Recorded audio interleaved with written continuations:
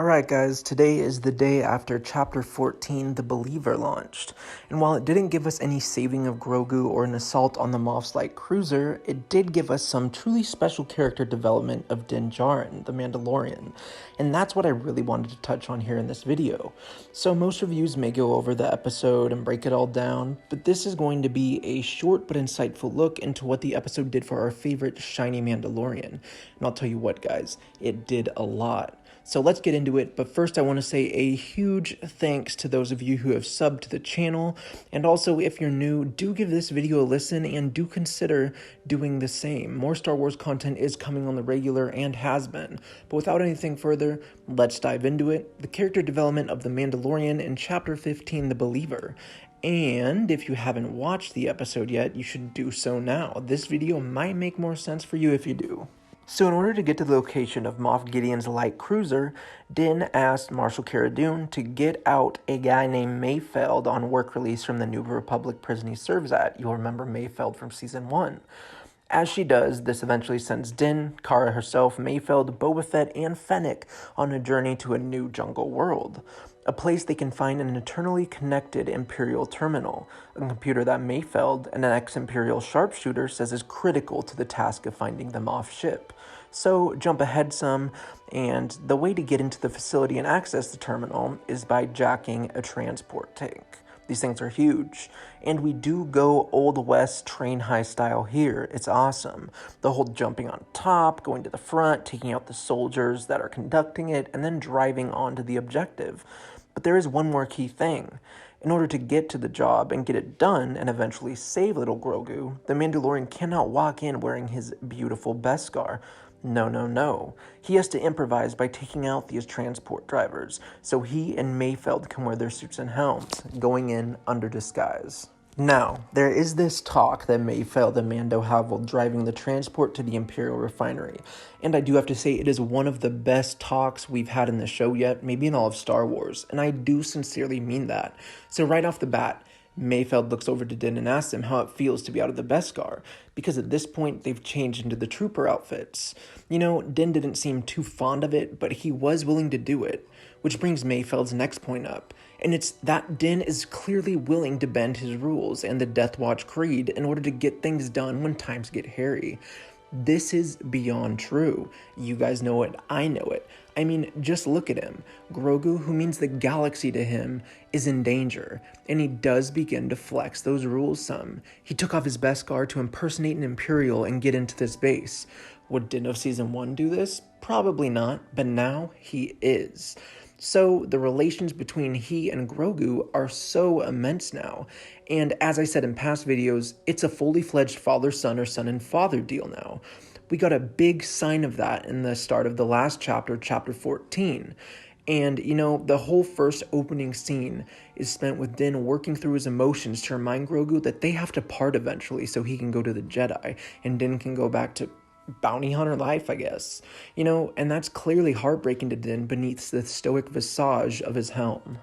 Now, let's go back to Chapter 14, The Believer, though. So, Mayfeld continues talking to Mando. He moves on to speak about how the New Republic and the Imperial Remnant, or the Empire, is all one and the same to the galaxy, how both powers are invaders to all of the villages, planets, and cities they inhabit. And I do have to say that this sort of reminded me of the point, if not a little bit different, that they tried to make in The Last Jedi with DJ, even though in The Last Jedi it was poorly executed. But this, on the other hand, with Mayfeld and the Mandalorian, it hit home, it worked, and it felt true. It felt convincing. No doubt that's thanks to the writing of Jon Favreau, the direction of Rick, and the actor who plays Mayfeld. That tribunal in itself pays off. Now, let's cut ahead again. We have Mando and Mayfeld attacked by pirates who are trying to destroy the shipment they are transporting in order to get to the base.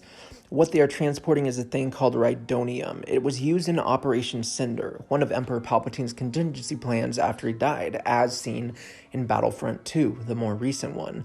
And eventually, this Rhydonium is for something far larger. So clearly, these pirates aren't really the bad guys, not technically anyways, but they are the bad guys in the sense that they are preventing Din from getting his goal done, which leads to the rescue of Grogu, which is above all else. So in that sense, we see the morality out of the window. Din is willing to do what is needed and what needs to be done in order to get the kid back. He doesn't care if he supports, for now, the Empire to get it done. The kid comes first, before any galactic powers, before any bounty, just any of it.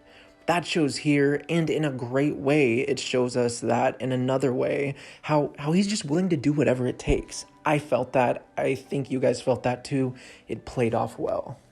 Anyways, Mando and Mayfield, they make it to the refinery as the goal was planned out and set. And, the dozen of pirates that were chasing them on their skiffs, on their tail. But then, for the first time ever, I thought so anyways, the Empire saves the day, and it truly felt like it. Ties swoop down to take out the pirates, and the soldiers of the Empire move in to remove the surviving pirates. So as Din and Mayfield come into the base, the Imperials are cheering in celebration. They were the only transport out of all the transports to make it in. And right now, they are impersonating the actual transport drivers, so they're celebrating. It looks like the kind of celebrations the Rebellion gets when they had a victory in the OT. This goes to show us that not all Imperials are wicked and callous, like Tarkin or Vader or even Gideon. A lot of them are just men and women who need work, or believe the Empire is what the galaxy needs. They are just people, just like anyone else. This scene, it goes on to blur the line, and I appreciate it a lot for that. Going back to our team, Mayfeld and Mando, the last point I wanted to touch on for Din's development in this episode is as follows. So in order to access the terminal they made it into the base for, they have to walk up, insert a cylinder, and then conduct a full frontal face scan in order to access the information they need.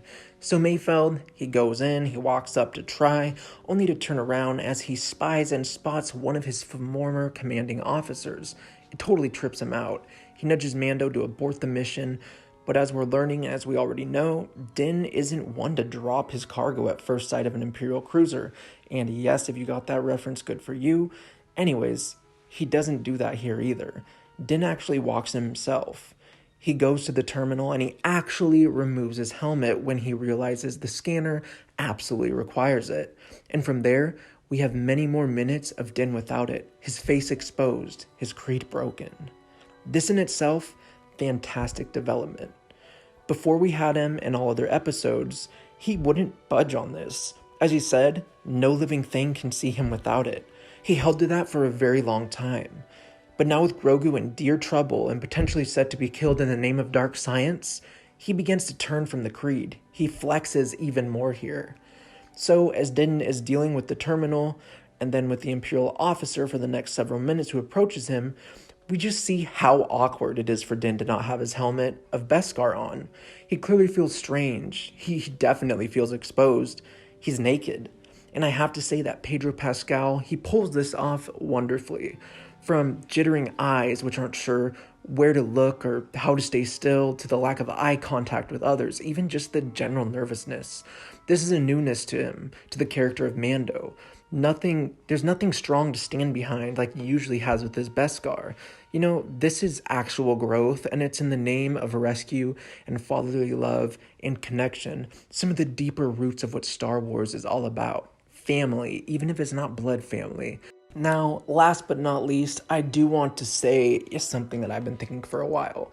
I want to say that this does call back onto our run-in with Bo-Katan earlier in the season. She told Din that he was not part of the main Mandalorian people, but rather he was of the Death Watch, true believers of the old ways who have chosen to never reveal their faces. And she shows him that other Mandalorians like herself, the main ones, actually do. They have no fear of removing their helmets.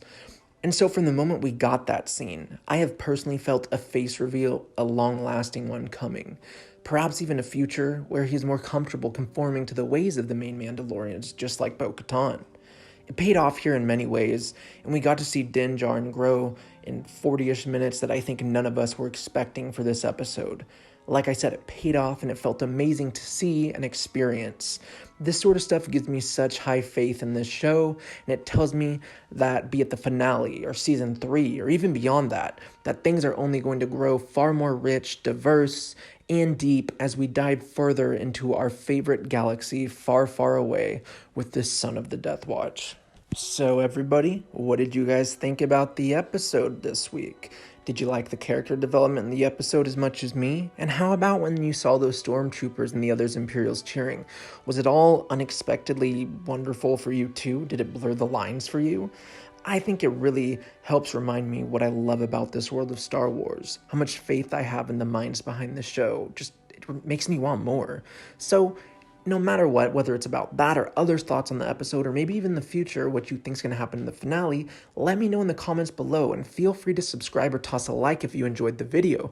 We're growing the channel, we're up some subs, and it's awesome. Thank you guys so much, and we just want to expand it. Star Wars is coming, and it will come on this channel on the regular, so let's make a community out of it, out of the thing we hold so dear. Anyways, as always, my friends, may the Force be with you and stay safe out there. I will catch you all on the next one.